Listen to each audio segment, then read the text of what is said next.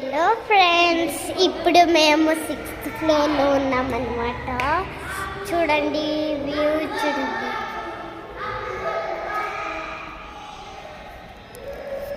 చూడండి అంత బాగుంది కదా. ట్రాఫిక్ అనుకోకండి, కార్స్ పార్క్ చేశారు. ఇంకా పైన ఉంది అక్కడ బిల్డింగ్స్ అవన్నీ చూడండి. ఇక్కడ ఇదొక పెద్ద బిల్డింగ్, అక్కడ చాలా పెద్ద బిల్డింగ్స్ ఉంటాయి.